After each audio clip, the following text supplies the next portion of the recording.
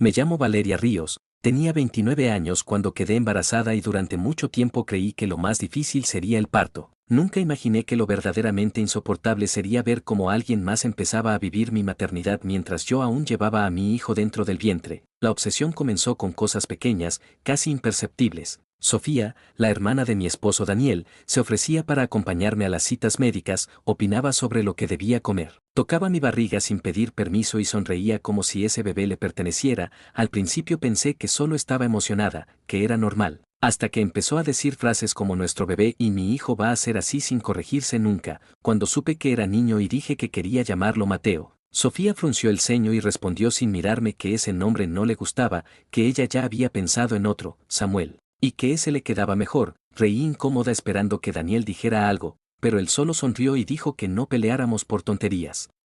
Semanas después entré al cuarto que habíamos preparado y encontré las paredes pintadas de otro color, una cuna distinta, ropa nueva con etiquetas aún puestas y un cartel con el nombre Samuel colgado sobre la pared. Sofía estaba allí, de espaldas, acomodando todo con una calma que me heló la sangre. Cuando le pregunté qué significaba eso me respondió que había hablado con Daniel y que habían decidido adelantar las cosas, que yo debía descansar y no preocuparme tanto, que ella sabía lo que hacía. Esa noche le dije a mi esposo que algo no estaba bien, que su hermana me hacía sentir desplazada, invisible, que parecía no importarle lo que yo quisiera para mi propio hijo. Daniel suspiró cansado, me dijo que estaba exagerando, que las hormonas me tenían sensible, que Sofía solo estaba ayudando porque yo no podía con todo, y ahí entendí que ya no estaba de mi lado. Sofía empezó a acompañarme sola a las consultas cuando yo no quería, hablaba con los médicos antes que yo, corregía mis respuestas, preguntaba cosas que yo no entendía y a veces los médicos la miraban más a ella que a mí, como si fuera la madre.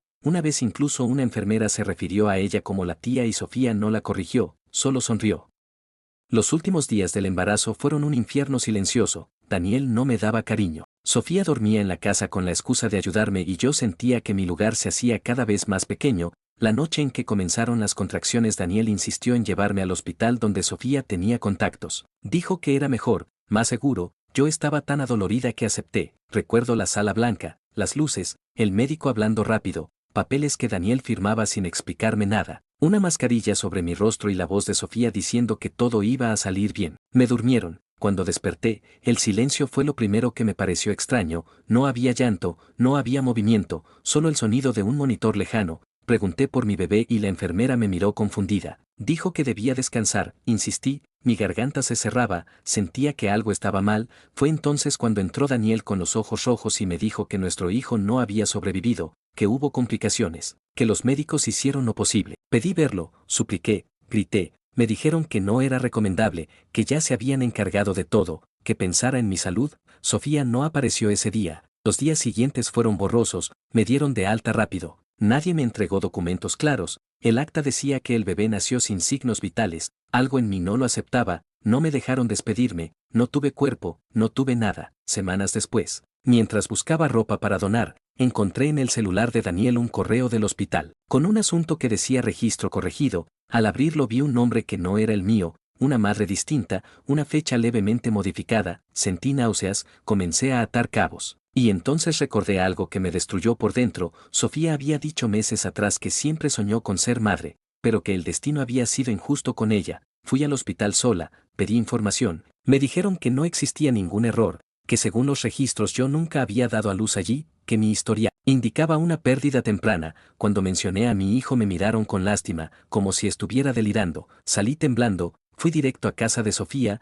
Al entrar escuché un llanto, entré al cuarto y lo vi, mi hijo, en brazos de ella, vestido con la ropa que yo había comprado, con el nombre Samuel bordado en su manta. Sofía me miró sin sorpresa y dijo con voz tranquila que yo no debía estar allí, que podía alterarlo. Daniel apareció detrás de mí y no dijo nada, solo bajó la mirada. Fue ahí cuando entendí todo, el hospital, los papeles, el sueño inducido, el cambio de identidad, me habían borrado. Llamé a la policía, denuncié, grité mi verdad, investigaron durante meses, el hospital negó todo. Daniel dijo que yo estaba inestable tras una pérdida traumática. Sofía presentó documentos legales donde figuraba como madre. Los médicos respaldaron su versión. Yo era oficialmente una mujer que había imaginado un hijo. El caso se cerró por falta de pruebas. Hoy vivo lejos, sola, pero hay algo que nadie sabe, algo que guardé para mí. El día que entré a la casa de Sofía, antes de que me echaran, vi una marca en el tobillo del bebé, Una pequeña cicatriz en forma de media luna, la misma que me hicieron a mí al nacer, y entendí que aunque me quitaron a mi hijo, no pudieron cambiar la sangre, y algún día, cuando crezca,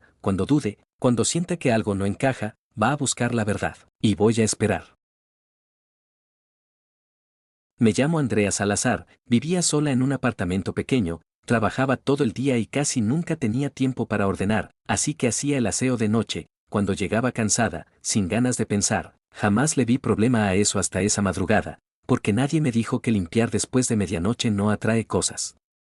Te expone, eran cerca de las 2 de la mañana cuando empecé, música baja, audífonos puestos, escoba, trapo, lo normal, no había ruido afuera, el edificio siempre fue tranquilo. Vecinos mayores, portería nocturna, nada raro, por eso no me cuidaba, limpiaba con la puerta medio abierta para que entrara aire, algo que había hecho 1000 veces. Cuando barría la sala sentía algo mínimo, no un ruido, una sensación, como cuando sabes que alguien está detrás de ti. Me quité un audífono, no escuché nada, seguí limpiando, pensé que era cansancio, hasta que noté algo que me hizo detenerme en seco. La puerta del baño estaba cerrada, yo nunca la cierro cuando limpio. La abrí pensando que había sido yo misma, estaba vacía, pero el espejo estaba empañado, como si alguien se hubiera duchado hacía poco. Mi baño no tenía extractor, el vapor tarda, ahí fue cuando el estómago se me apretó. Revisé la cocina, la habitación, nada fuera de lugar, me convencí de que estaba exagerando, seguí limpiando. Cuando fui a trapear el pasillo vi huellas, mojadas, descalzas, marcadas desde la entrada hasta la habitación, no eran mías,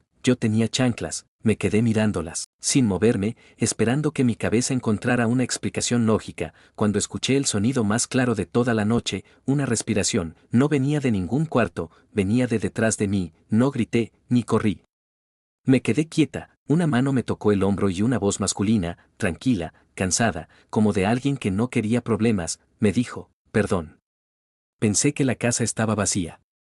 No era un ladrón nervioso, no era alguien alterado, era un hombre mayor, ropa vieja, mojado, con olor a jabón. Me explicó rápido que había entrado porque la puerta estaba abierta, que solo quería bañarse y descansar un rato, que no iba a robar nada, que ya se iba. Yo no podía hablar, solo asentí. Pasó a mi lado sin apuro, tomó una toalla del sofá, abrió la puerta y se fue, como si nada, como si fuera su casa. Cuando cerré con seguro me derrumbé, llamé a la policía, llegaron tarde, revisaron, dijeron que seguramente era alguien de la calle, que aprovechó la puerta abierta, que no me había hecho nada. Uno de los agentes, antes de irse, me dijo algo que no se me ha olvidado nunca: estas cosas pasan de madrugada, cuando la gente limpia, cocina o se confía. Porque creen que nadie más está despierto. Días después, en el edificio vecino encontraron a una mujer golpeada, alguien había entrado mientras ella hacía oficio nocturno, esa vez no se fue tranquilo. Desde esa noche no limpio después de medianoche, no dejo puertas abiertas, no uso audífonos en casa, y cada vez que alguien se burla de esa advertencia, yo no discuto, porque sé algo que aprendí de la peor forma. No es que a esa hora salgan cosas raras, es que las personas peligrosas saben exactamente cuando estás distraída. Nunca entré a la Deep Web buscando cosas ilegales, no drogas, no armas, no nada de eso. Entré por curiosidad técnica, por morbo controlado, por esa idea estúpida de que mientras no cruces ciertas líneas todo está bien. Trabajaba en sistemas, sabía usar Tor, sabía protegerme, o eso creía, y durante meses lo único que encontré fueron foros aburridos, gente paranoica, teorías conspirativas, mercados mediocres, nada especial. Hasta que llegué a un sitio que no tenía nombre, literalmente, solo una dirección larga, imposible de memorizar, no tenía imágenes, no tenía anuncios, no tenía menú, solo texto, fondo gris, letras negras. Parecía abandonado, pero no lo estaba. El foro se llamaba Experiencias Observacionales. No había pornografía, no había violencia explícita, no había nada que rompiera las reglas visibles, por eso seguía activo, por eso no lo cerraban. La gente publicaba relatos en primera persona, todos con la misma estructura, misma longitud, mismo tono clínico, como si alguien les hubiera enseñado a escribir así. El primer post que leí hablaba de observar a una familia durante meses sin que ellos lo supieran, no desde una casa, no desde cámaras, sino desde la rutina diaria, horarios, trayectos, costumbres. No había amenazas, no había crimen, solo observación detallada. Legalmente no hacía nada malo, pero leerlo daba una sensación horrible, como si alguien te estuviera estudiando sin tocarte. Seguí leyendo. Había relatos de personas que se dedicaban a acompañar a otras sin que éstas lo supieran, no acosarlas, no seguirlas de cerca, Simplemente estar presentes en los mismos lugares, mismos buses, mismos cafés, mismos horarios, durante semanas o meses. El objetivo no era interactuar, era entender cómo se desmorona a alguien cuando siente que algo no encaja. Eso era lo turbio. No hablaban de víctimas, hablaban de sujetos. Un post en particular me hizo cerrar el portátil esa noche. Era de alguien que trabajaba como repartidor nocturno. Explicaba cómo elegía rutas específicas porque siempre encontraba personas solas despiertas a las 3 o 4 de la mañana, gente vulnerable por cansancio, insomnio, tristeza. Explicaba cómo hablaba con ellos solo lo suficiente para convertirse en parte del paisaje, nada ilegal, nada denunciable. Semanas después describía cómo esas personas empezaban a cambiar sus rutinas, a evitar salir, a dudar de sí mismas, y el autor lo narraba como un experimento exitoso. No volví al foro durante días, pero regresé. Lo peor no era el contenido, era la normalidad con la que todos comentaban. Se daban consejos, corregían errores, sugerían mejoras. Nadie hablaba de hacer daño físico. Eso estaba prohibido, lo decían claramente. No somos criminales, decían, solo observadores.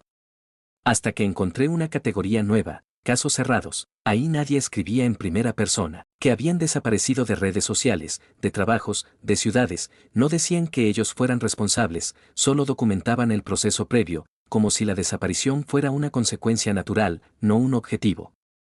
Un usuario publicó algo que me heló la sangre porque hablaba de mi ciudad, describía una zona, un edificio, rutinas que yo reconocía, no nombres, no fotos, solo patrones. Y lo más perturbador fue leer comentarios diciendo que ese sujeto había sido mal elegido. No dormí esa noche, decidí crear una cuenta, no para participar, sino para advertir, para escribir algo, lo que fuera, pero cuando intenté publicar apareció un mensaje automático. Este foro no acepta participantes nuevos, sin embargo mi cuenta quedó activa. Podía leer, podía comentar, pero nadie respondía a lo que yo decía, como si hablaran entre ellos y yo fuera invisible.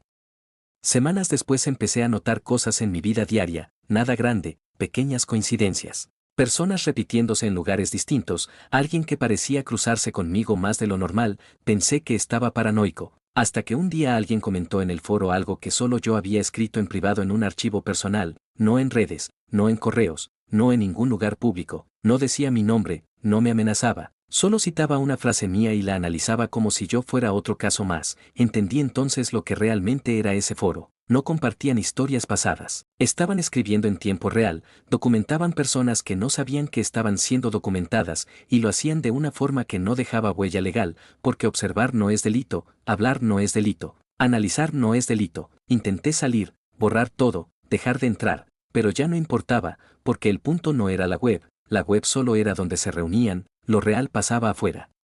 El último post que leí antes de desaparecer del foro hablaba de alguien que había notado la observación. Decían que cuando eso pasa el caso se vuelve inestable, que lo mejor es dejarlo morir solo, porque alguien así termina aislándose por cuenta propia. Y eso fue exactamente lo que me pasó. No me hicieron nada físico, no me amenazaron, no me persiguieron abiertamente, solo me hicieron dudar de cada coincidencia, de cada rostro, de cada rutina, hasta que dejé de salir, cambié horarios, cambié trabajo, me mudé, corté contactos. Años después, encontré una captura del foro circulando en otro lugar, un resumen viejo, y ahí estaba yo, no mi nombre, no mi cara, solo mi historia resumida como un experimento fallido, con una nota final que todavía me da náuseas. El sujeto colapsó sin intervención directa. Caso exitoso. Si tienes una historia que nunca pudiste contar o probar, déjala en los comentarios. Podría aparecer en un próximo video del canal.